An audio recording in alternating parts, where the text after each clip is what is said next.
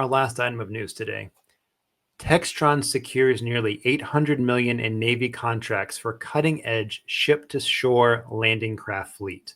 We know that Textron is leading the charge in the next-gen Navy landing craft with over $700 million in contracts awarded this year to bring the SSC to life.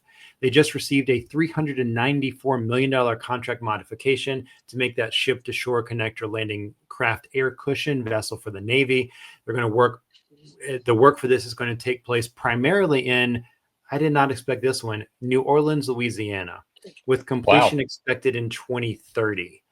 So I guess they're already in the water already, aren't they? Yeah. The SSC is going to replace the LCAC, which can carry up to 74 tons of cargo at 35 knots.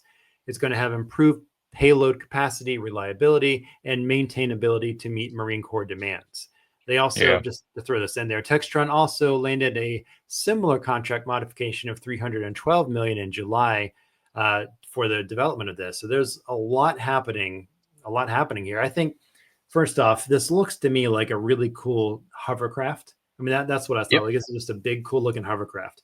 It's but making these is a big undertaking. And a majority of that work being in New Orleans is not what I normally think of when I think about building stuff. It's normally what parties, drinking, and music is what I think of. You know, that's the New Orleans good Sazerac there.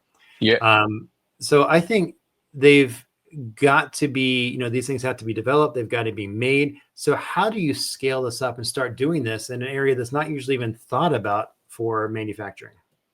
Yeah, I mean, production scale-up's obviously important, but before that, to me, it's the biggest challenge is going to be making sure you've got those performance and reliability standards, while also maintaining the tight timelines that you're being set. So key is going to be balancing your kind of advanced design with rigorous testing to make sure these SSCs can handle real-world deployment demands without any delays that could impact the Navy's operational readiness going forward. Well, that's huge, because that operational readiness is one of the big requirements for the creation of, I mean, they've got all the requirements you have to meet in order to even be wanting to be used by the Navy, right? So I think for me, a lot of this starts with, what are those requirements? You know, how fast does it need to be? That payload, the reliability, the maintenance is where we've got to start this process. And then from there, well, I mean, iterative design, looking into design and change management is one of those are probably the two biggest areas for just focus in the PLM process here for me. You probably agree.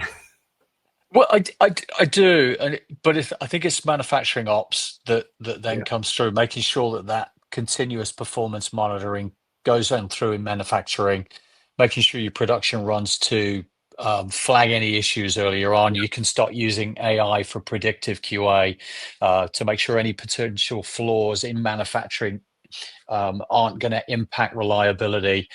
You can start to apply your supply chain, making sure that is coming in on time as well. So a bunch of different things going on that they can get right for pretty cool looking hovercraft.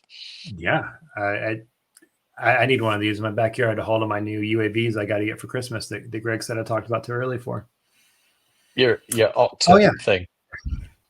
And on that note, everybody, thanks for joining us. Hopefully you had fun even with Greg abandoning us at the end there.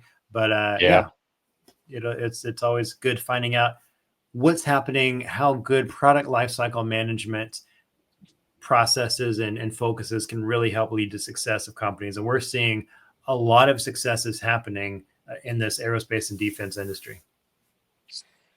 Starting up out there. Have a great week ahead.